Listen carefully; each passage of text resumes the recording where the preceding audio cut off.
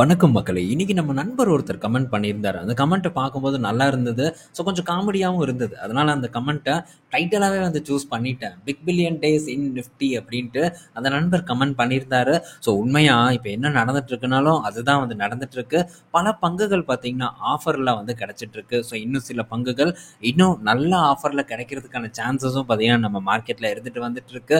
So அதனால இத big billion days offer அப்படின்னு சொல்றதுல எந்த விதமான தவறும் இல்ல அப்படிங்கிறது தான் என்னுடைய ஒரு கருத்தாவும் இருக்கு. ஸோ நல்ல ஒரு கமெண்ட் பண்ண அந்த நண்பருக்கு ஒரு பாராட்டு. இன்னைக்கு நம்ம மார்க்கெட் அருமையான ஒரு செல் ஆஃபை வந்து ஃபேஸ் பண்ணியிருக்கு. நம்ம ஆஃப்டர்நூன் டிஸ்கஸ் பண்ணும்போது கூட ஓரளவு ஒரு 120 140 பாயிண்ட்ஸ் வரைக்கான இறக்கத்தை நிஃப்டி 50 கொடுத்துட்டு இருந்தது. பட் அதுக்கப்புறம் அங்கிருந்து ஒரு 100 பாயிண்ட்ஸ் வரைக்கான இறக்கத்தை நிஃப்டி 50 பார்த்தீங்கன்னா போஸ்ட் பண்ணியிருக்கு. ஒரு 230 பாயிண்ட்ஸ் வரைக்கான இறக்கத்தை இன்னைக்கு டேல நிஃப்டி டெலிவர் பண்ணியிருக்கு. பேங்க் நிஃப்டி ஒரு 550 பாயிண்ட்ஸ் வரைக்கான இறக்கத்தை கொடுத்துருக்கு. ஸோ நிஃப்டி அண்ட் பேங்க் நிஃப்டின்னு மட்டும் இல்லாமல் இன்னைக்கு வைடா நம்ம மார்க்கெட்டை போட்டு அடிச்சு தம்சம் பண்ணியிருக்காங்க. ஸோ பல இடத்துலையும் பெரிய அளவுக்கான ஒரு செல் ஆஃப் தான் இன்னைக்கு டேல வந்து ஏற்பட்டிருக்கு. ஸோ எஃப்ஐஐஸ் நம்ம இதுக்கு முன்னாடி வந்து போன வாரம் டிஸ்கஸ் பண்ணியிருந்தோம். ஸோ கடந்த 2 மாதங்கள் 40,000 கோடிக்கு மேலே எஃப்ஐஎஸ் வந்து வித்திருந்தாங்க. ஸோ செப்டம்பர் மாதம் நல்லா வந்து பாசிட்டிவாக இருக்கானே அப்படின்ட்டு கொஞ்சம் பெருமையாக வந்து நான் சொன்னேன். பட் எஃப்ஐஎஸ் பார்த்தீங்கன்னா வேலையை காட்டிட்டாங்க. அது மட்டும் இல்லாமல் ஸோ 40,000 கோடியெல்லாம் ரீச் பண்ண மாட்டாங்க அப்படிங்கிற ஒரு நம்பிக்கையும் இருந்தது. பட் இப்போது ஆல்மோஸ்ட் பார்த்தீங்கன்னா 30,000 கோடியை வந்து ரீச் பண்ணிட்டாங்க. ஒரே வாரத்தில் எக்கச்சக்கமான ஒரு விற்பனையை எஃப்ஐஎஸ் வந்து கையில் எடுத்திருக்காங்க. ஆல்மோஸ்ட் கிட்டத்தட்ட எப்படி பார்த்தாலும் ஒரு 17,000 கோடி கிட்ட பார்த்தீங்கன்னா இந்த வாரத்தில் மட்டும் எஃப்ஐஎஸ் வந்து வித்து வீசியிருக்காங்க. இன்னைக்கு மட்டும் 5,687 கோடிக்கு பார்த்தீங்கன்னா வித்துருக்காங்க. ஸோ ஹெவியாக வந்து வித்துட்டு இருக்காங்க. அதே சமயத்தில் திரும்ப டிஐஎஸ் வந்து இவனை இப்படியே விட்டால் சரி வராது அப்படின்ட்டு இவனும் உள்ள இறங்கி அடிச்சு ஆட ஆரம்பிச்சிட்டான். நேற்று ஒரு 5,000 கோடி, இன்னைக்கு ஒரு 5,800 கோடி அருமையான பையிங் பண்ணி நம்ம மார்க்கெட்டுக்கு ஒரு சப்போர்ட் கொடுக்க முயற்சி பண்ணாலும் கூட இன்னைக்கு நம்ம மார்க்கெட் நல்ல ஒரு டவுன்ஃபாலை தான் வந்து ஃபேஸ் பண்ணியிருக்கு. ஃபைனலாக இந்த வீக் பார்த்தீங்கன்னா ரொம்ப ஒஸ்டான ஒரு வீக்காக நம்ம மார்க்கெட்டுக்கு வந்து அமைஞ்சிருக்கு. பட் நம்மளை பொறுத்த வரைக்கும் இது ஒரு நல்ல வாரம் தான். ஏன்னா பல பங்குகளும் பார்த்தீங்கன்னா சரிவை நோக்கி போயிட்டு இருக்கு. ஸோ விரைவில் நல்ல நல்ல வாய்ப்புகள் வரும். ஸோ அந்த வாய்ப்புகளை நம்ம கேப்சர் பண்ணுறதுக்கு நம்ம பண்ண வேண்டிய ஒரே விஷயம், ஸோ நம்மக்கிட்ட பேக்கப் அப்படிங்கிறது இருக்கணும். ஸோ இதுக்கு முன்னாடியே பல நண்பர்கள் ரெடி பண்ணி வச்சுருப்பீங்க அப்படின்னு தான் நான் நம்புகிறேன். ஸோ லிக்விட் ஃபண்ட் பற்றியெல்லாம் நம்ம ஒரு வருஷத்துக்கு முன்னாடி இருந்து வந்து டிஸ்கஸ் பண்ணிகிட்டு இருக்கோம். அதே மாதிரி எஃப்டியை பற்றியும் டிஸ்கஸ் பண்ணிருக்கோம். ஸோ இதெல்லாம் வந்து உங்களுக்கு கை கொடுக்கும் மார்க்கெட்டில் வரக்கூடிய ஆப்பர்ச்சுனிட்டிஸை பிடிக்கிறதுக்கு. ஸோ அடுத்தது பார்த்தீங்கன்னா டிசிஎஸ் பற்றி தான் நம்ம டிஸ்கஸ் பண்ண போகிறோம். ஸோ மார்க்கெட்டில் இந்த பங்கு பார்த்தீங்கன்னா இன்னும் ப்ரெஷரை ஃபேஸ் பண்ண தொடர்ந்து செய்திகள் வந்துட்டே தான் இருக்க போகுது. அது போக ஸோ இந்த மாதிரி ஆப்பர்ச்சுனிட்டி இருக்கக்கூடிய டைமில் மட்டும்தான் தொடர்ந்து பார்த்தீங்கன்னா இந்த டிஸ்கஷன் போகும். ஒன்ஸ் வந்து இது திரும்ப ஒரு நல்ல பர்ஃபார்மன்ஸை கொடுக்க ஆரம்பிச்சிருச்சுன்னா ஸோ நீங்களே கேட்டாலும் டிசிஎஸை பற்றி இதுக்கப்புறம் நம்ம டிஸ்கஸே வந்து பண்ண மாட்டோம். ஸோ இது பல நண்பர்களுக்கு தெரியும். முன்னாடி நம்ம ஆப்பர்ச்சுனிட்டிஸ் இருக்கும்போது மட்டும்தான் ஒரு பங்கை டிஸ்கஸ் பண்ணுவோமே தவிர ஆப்பர்ச்சுனிட்டி போய் அது நல்ல பர்ஃபார்மன்ஸை பண்ணும்போது அந்த பங்கை பற்றி நம்ம பெரிய அளவுக்கு வந்து டிஸ்கஸ் பண்ண மாட்டோம். ஜஸ்ட் செய்தியை மட்டும் பார்த்துட்டு தான் கடந்து போயிட்டு இருக்கோம். அந்த வரிசையில் டிசிஎஸ் கீழே விழுந்ததுக்கான ஒரு காரணம், ஸோ வந்து பல காரணங்கள் வந்து சொல்லப்பட்டாலும் ஸோ டிசிஎஸ் எதனால் வந்து கீழே இறங்கியிருக்கு அப்படின்னு பார்க்கும்போது இந்த சைபர் அட்டாக் கூட வந்து லிங்க் ஆயிருக்கு டிசிஎஸ். ஸோ இந்த ஜேஎல்ஆருக்கு பார்த்தீங்கன்னா டெக்னிக்கல் பார்ட்னராக வந்து டிசிஎஸ் வந்து வந்துட்டு இருக்காங்க. ஸோ இது போக இதுக்கு முன்னாடி இந்த பிரிட்டிஷ்லேயே பார்க்கும்போது 2 கிளைண்ட் வந்து இருக்காங்க, மெர்க் அண்ட் ஸ்பென்சர், அதுக்கப்புறம் இன்னொரு ஒரு கிளைண்ட் இருக்காங்க. ஸோ அந்த 2 கிளைண்ட்லையுமே பார்த்தீங்கன்னா இதே மாதிரியான சைபர் அட்டாக் வந்து ஏற்பட்டிருக்கு. ஸோ அவங்களுக்கும் வந்து இந்த டெக்னாலஜி ப்ரொவைட் பண்ணக்கூடிய நிறுவனமாக டிசிஎஸ் தான் வந்து இருக்காங்க. ஸோ அந்த 2 நிறுவனங்களையும் சைபர் அட்டாக் நடந்து ஒரு வருஷம் கூட ஆகலை போல, அதுக்குள்ளே வந்து ஜேஎல்ஆரில் ஏற்பட்டிருக்கு. இப்போ இது ஒரு கொஸ்டின் மார்க்கை வந்து கிளப்பியிருக்கு டிசிஎஸோட சர்வீஸ் மேலே. ஸோ இது டிசிஎஸை இன்னும் ஒரு அழுத்தத்துக்கு கொண்டு வந்துட்டு இருக்கு. மேபி இது கூட ஒரு காரணமாக இருக்கலாம் எஃப்ஐஐஸ் வந்து அக்ரெசிவாக இந்த பங்கை வைக்கிறதுக்கு. பட் என்னை பொறுத்த வரைக்கும் இதில் இன்னும் ஃபியூச்சர்லாம் பெரிய ஒரு ப்ரெஷர் வராது அப்படின்னு தான் நான் எக்ஸ்பெக்ட் பண்ணுறேன். அதனால தான் நான் வந்து இந்த பங்கை பர்சனலாக வந்து ஃபோக்கஸ் பண்ணிட்டு இருக்கேன். ஸோ அதே மாதிரி இன்னைக்கு ஒரு கமெண்ட் வந்து பார்த்துருந்தேன். ஒருத்தர் வந்து கமெண்ட் போட்டிருந்தார். இந்த நண்பர் பார்த்தீங்கன்னா தொடர்ந்து நான் பார்த்துட்டு தான் வந்துட்டு இருக்கேன். ஸோ எப்படி கமெண்ட் வந்து போஸ்ட் பண்ணிருக்காரு, அந்த கமெண்ட்டை நான் இந்த இடத்துல நான் போஸ்ட் பண்ணுறேன். ஸோ என்ன வந்து அவர் சொல்லியிருக்காரு அப்படின்னு பார்த்தீங்கன்னா, ஸோ டிசிஎஸ் வந்து என்னை பார்த்து தான் வாங்கிட்டேன், லோவில் தான் இருக்குது, பட் இருந்தாலும் பயமாக இருக்குது அப்படின்ட்டு இன்னைக்கு வந்து கமெண்ட் போட்டிருக்காரு இதே நண்பர். அதே மாதிரி ஒன்று சொல்லிக்க விரும்புகிறேன். ஸோ என்ன பார்த்து வாங்காதீங்க அப்படின்னு தான் டிசிஎஸை டிஸ்கஸ் பண்ணும்போது கூட நான் பல டைம் வந்து அப்டேட் பண்ணியிருக்கேன், தொடர்ந்து வந்து சொல்லிட்டு இருக்கேன். நான் என்ன பண்ணாலும் அது நான் என்ன பண்ணுறேன் அப்படிங்கிறத தான் இந்த இடத்துல டிஸ்கஸ் பண்ணுறேனே தவிர நீங்கள் வாங்குங்க இல்லை வித்துருங்க அப்படிங்கிறத எந்த ஒரு இடத்துலையும் சொல்றது இல்லை.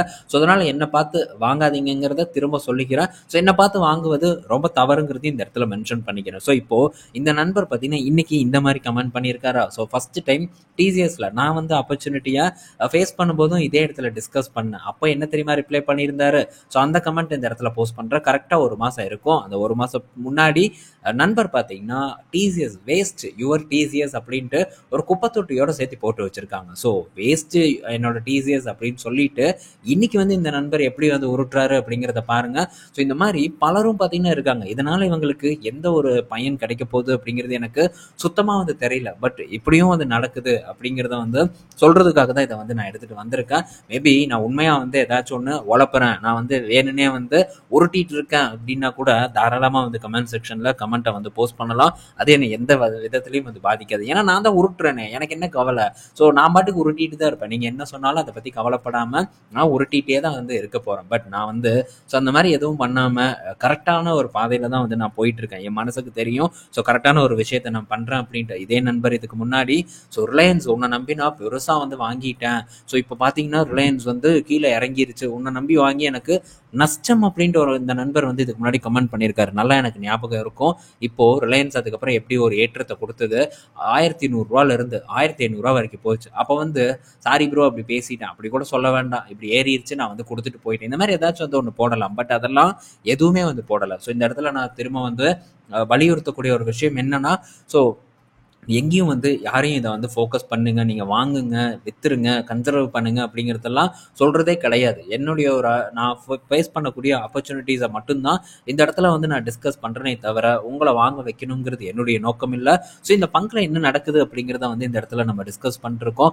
வரக்கூடிய செய்திகளை நம்ம போஸ்ட் பண்ணிட்டு இருக்கோம். இதில் எவ்வளோ லாபம் வந்தாலும் அது எனக்கு வந்து வரப்போறதில்லை, அதே மாதிரி நஷ்டமும் எனக்கு வரப்போறதில்லை. லாபம் நஷ்டம் ரெண்டுமே உங்களுக்குரியது. அதே மாதிரி தான் புகழும் சரி இகழ்ச்சியும் சரி ரெண்டுமே பார்த்தீங்கன்னா உங்களுடையது தான். ஸோ எனக்கு புகழ்ச்சியும் வேண்டாம், இகழ்ச்சியும் வேண்டாம் அப்படிங்கிறத இந்த இடத்துல திரும்ப அழுத்த திருத்தமாக வந்து நான் சொல்லிக்கிறேன். ஸோ நெக்ஸ்ட் அப்படின்னு பார்க்கும்போது ஹெச்ஓஎல் கிட்ட இருந்து ஒரு அப்டேட் வந்திருக்கு. ரொம்ப நாள் ஆயிடுச்சு இந்த ஹெச்ஓஎலை பற்றி நம்ம டிஸ்கஸ் பண்ணி. ஸோ இந்த என்னது இப்போ இந்த ஜிஎஸ்டினால ஸோ இந்த ஹெச்ஓஎலுக்கு ஒரு நல்ல பெனிஃபிட் இருக்குது, அதில் எந்த ஒரு மாற்று கருத்தும் இல்லை.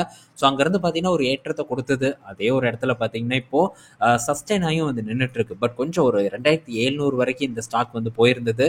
இப்போ கரண்ட்டாக பார்த்தீங்கன்னா ஒரு 2500 கிட்ட வந்து இந்த இந்துஸ்தான் யூனிலிவர் வந்து ட்ரேட் ஆகிட்டு இருக்கு.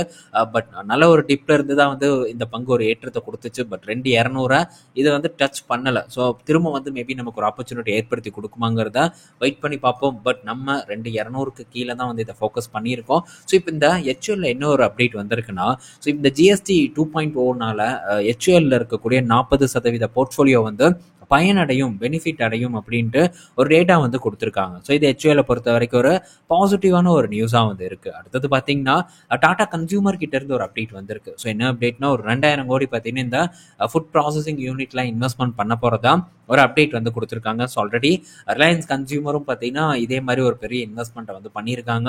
ஸோ டாடா கன்சியூமரும் வந்து இப்போ பண்றாங்க. அடுத்தது ஸோ ஆட்டோமொபைல், அதுவும் மாருதி சுசுகி பார்த்தீங்கன்னா இப்போ பட்டை கிளப்பியிருக்கு. ஸோ இந்த நியூஸ் வந்து இன்னைக்கு பெரிய அளவுக்கு பேசப்படலாம் அப்படின்னு நான் நினைக்கிறேன்.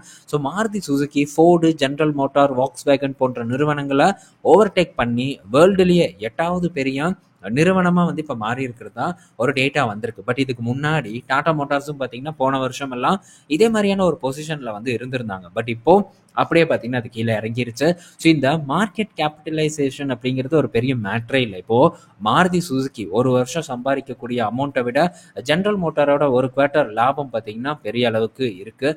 அதே தான் வந்து வாக்ஸ்வேகன். ஸோ வாக்ஸ்வேகன் பார்க்கும்போது குளோபலாக நம்பர் 1 அண்ட் நம்பர் 2 இடத்துல இருக்கக்கூடிய ஒரு நிறுவனம் இந்த வாக்ஸ்வேகன். ஸோ மிகப்பெரிய ஒரு நிறுவனம். ஸோ இவங்களுடைய ஒரு குவார்ட்டர் லாபம் முன்னாடி நம்ம மாருதி சுசுகியோட லாபத்தை கம்பேரே பண்ண முடியாது. பட் இப்போதைக்கு நம்ம ஊரில் ஆட்டோமொபைல் செக்டர் நல்ல ஏற்றத்தை கொடுத்துட்டு இருக்கு. அதனால மாருதி சுசுகியோட மதிப்பீடும் வந்து ஏறிட்டு இருக்கே தவிர மற்றபடி வேற ஒரு விஷயமும் இல்லை. பட் மாருதி சுசுகி நல்ல பங்கு தான், அதில் மாற்றுக்கிறது இல்லை. பட் இந்த மாதிரி நிறுவனங்கள் கூட இதை கம்பேர் பண்ண முடியுமான்னு கேட்டால் டெஃபினட்டாக வந்து முடியாது. ஸோ இதெல்லாம் பார்த்தீங்கன்னா மிகப்பெரிய ஒரு நிறுவனங்கள் அப்படிங்கிறதுல மாற்றுக்கிறது இல்லை. வாக்ஸ்வேகன் வந்து இதுக்கு முன்னாடி நான் கன்சிடர் பண்ணணும் அப்படின்ட்டு இருந்தேன். பட் இந்த இன்ட்ராக்டிவ் புரோக்கரில் அக்கௌண்ட் வந்து நான் ஓப்பன் பண்ணலை. ஸோ அதனால் வந்து நான் இதில் வந்து ஃபோக்கஸ் பண்ணலை. இந்த Volkswagen வந்து கன்சிடர் பண்ணல. ஸோ இப்போ என்ன இடத்துல இருக்குன்னு எனக்கு வந்து தெரில. பட் தொடர்ந்து வந்து நான் ட்ராக் பண்ணிட்டு இருக்கேன். லாஸ்ட் டைம் கூட நம்ம டிஸ்கஸ் பண்ணோம். ஃபர்ஸ்ட் ஹாஃபில் யூரோப்பில் 18 லட்சம் வண்டியை பார்த்தீங்கன்னா Volkswagen வந்து வித்திருந்தாங்க அப்படிங்கிற ஒரு செய்தி. ஸோ இன்னும் பார்த்தீங்கன்னா யூரோப்பில் நம்பர் 1 பொசிஷனில் இருக்காங்க. பல நாடுகளில் பார்த்தீங்கன்னா இவங்க பிஸ்னஸ் பண்ணிட்டு தான் வந்து இருக்காங்க. பல பிராண்ட்ஸ் பார்த்தீங்கன்னா கையில் வச்சுட்டு இருக்கக்கூடிய ஒரு சிறந்த ஒரு நிறுவனமாகவும் இருக்கு. பட் இடத்துல டெஸ்லா தான் இன்னும் இருந்துட்டு வந்துட்டு இருக்காங்க. 2வது இடத்துல டொயோட்டா மோட்டார் இருக்காங்க. ஸோ இவன் ஒரு தகுதியான ஒரு நிறுவனம். ஏன்னா ஸோ சேல்ஸ்லையும் சரி, ப்ராஃபிட்லையும் சரி, ஒரு மார்க்கெட் கேப்லையும் சரி, ஒரு சரியான ஒரு இடத்துல இருக்கு அப்படிங்கிறதுல மாற்று கருத்து இல்லை. 3வது BYD சைனா நிறுவனம் பார்த்தீங்கன்னா இப்போ 3வது இடத்துல வந்து இருக்காங்க. ஸோ அதுக்கப்புறம் தொடர்ந்து மற்ற நிறுவனங்கள் அவுடி, அதுக்கப்புறம் ஃபெராரி, மெர்சிடிஸ் பென்ஸ் போன்ற நிறுவனங்கள் எல்லாமும் இந்த வரிசையில் இருக்கிறத இந்த இடத்துல நான் தெரியப்படுத்திக்கிறேன். ஸோ அது மட்டும் இல்லை, ஜென்ரல் மோட்டார் பார்த்தீங்கன்னா என்னுடைய ஃபர்ஸ்ட் யூஎஸ் ஸ்டாக். ஸோ இதை வந்து 23 எண்டில் பார்த்தீங்கன்னா இந்த ஸ்டாக்கை வந்து நான் ஃபோக்கஸ் பண்ணேன். இப்போ இந்த ஸ்டாக் வந்து டபுள் த ரிட்டர்ன் வந்து எனக்கு கொடுத்துருக்கு. $30 ஃபோக்கஸ் பண்ணது இப்போ $60. இன்னைக்கு தான் பார்த்தீங்கன்னா நேற்று ரீச் ஆயிருந்தது. ஸோ இப்போவும் பார்த்தீங்கன்னா $60 மேலே தான் இந்த ஜென்ரல் மோட்டார் வந்து ட்ரேட் ஆகிட்டு இருக்கு. ஸோ அப்போ இருந்து பார்த்துட்டு இருக்கக்கூடிய நண்பர்களுக்கு தெரியும். ஸோ ஃபோர்ட் என் கையில் இருக்கு. ஒரு 15% பார்த்தீங்கன்னா ப்ராஃபிட்ல இருக்கு. அதே மாதிரி ஸ்டெலன்டிஸ் இருக்கு. அது ஒரு லாஸ்ட்ல தான் இன்னும் வந்து ட்ரேட் ஆகிட்டு இருக்கு. இன்னைக்கும் கூட கொஞ்சம் இறக்கத்தை தான் போஸ்ட் பண்ணிட்டு இருக்கு. பட் ஒரு நல்ல பர்ஃபார்மன்ஸை கொடுக்கும். அகைன் வந்து இந்த $9 கட் பண்ணும்போது திரும்பவும் இந்த ஸ்டெலன்டிஸ்ல வந்து நான் சில அமௌண்ட்டை வந்து போடத்தான் வந்து போறேன். ஸோ இப்போ இன்டெல் பட்டை கிளப்பிட்டு இருக்கான். இன்னைக்கு டெய்லியும் ஒரு ஏற்றம் 80% தாண்டி ஒரு ஏற்றத்தை பார்த்தீங்கன்னா, ஒரு லாபத்தை பார்த்தீங்கன்னா இன்டெல் நிறுவனம் கொடுத்துட்டு இருக்கு. ஸோ வெயிட் பண்ணதுக்கேற்ற ரிவார்டு கிடைச்சிருக்கு அப்படிங்கிறதுல எந்த ஒரு மாற்று கருத்தும் இல்லை. ஸோ நல்ல பர்ஃபார்மன்ஸையும் வந்து நம்ம பண்ணிட்டு இருக்கோம். ஸோ தொடர்ந்து வந்து பண்ணுவோம் அப்படிங்கிறத இந்த இடத்துல நான் தெரியப்படுத்திக்கிறேன். ஸோ அடுத்தது வந்து டாடா பவர் கிட்ட இருந்து ஒரு அப்டேட் வந்திருக்கு. என்ன அப்டேட்னா, so Tata power renewable energy பார்த்தீங்கன்னா பேங்க் ஆஃப் பரோடா கூட ஃபினான்சிங் சொல்யூஷன் MSMEக்கு கொடுக்கறதுக்காக சைன் பண்ணியிருக்கிறதா ஒரு அப்டேட் வந்து கொடுத்துருக்காங்க. ஸோ இது 2 நிறுவனங்களுக்கும் நல்ல செய்தி. ஸோ அதே மாதிரி வாடிக்கையாளர்களுக்கும் ஒரு நல்ல செய்தியாக தான் வந்து அமையுது. அதில் எந்த விதமான டவுட்டும் நமக்கு தேவையில்லை. ஸோ இன்னைக்கோட வீடியோவில் நம்ம பல இன்ஃபர்மேஷன் பற்றி டிஸ்கஸ் பண்ணியிருப்போம். பயனுள்ளதாக இருக்கும்னு நான் நினைக்கிறேன். ஸோ நாளைக்கு இன்னொரு வீடியோவில் மீட் பண்ணுவோம். நண்பர்கள் எல்லாம் சில கொஞ்சம் ஜென்ரல் டாபிக் முக்கியமான கேள்விகளை வந்து கேட்டிருந்தாங்க. நான் வந்து 5000 ரூபா தான் வந்து என்னால் சேர்த்து வைக்க முடியும், நான் எப்படி வந்து இந்த மாதிரி இன்வெஸ்ட்மெண்ட் பண்ணுறது, ஸோ இந்த மாதிரி நீங்கள் சொன்ன மாதிரி ரேஷியோவில் நான் எப்படி என்னால் இன்வெஸ்ட்மெண்ட் பண்ண முடியுங்கிற கேள்வி கேட்டிருந்தாங்க. ஸோ பல கேள்விகள் வந்து இருக்குது. இந்த கேள்வி மட்டும்தான் என் மைண்டில் நிற்குது. ஸோ இந்த மாதிரி ஜென்ரல் டாபிக் இருந்ததுன்னா டெஃபினட்டாக கீழே போஸ்ட் பண்ணுங்கள். நம்ம அப்கமிங் வீடியோவில் வந்து டிஸ்கஸ் பண்ணுவோம். பாய் மக்களே.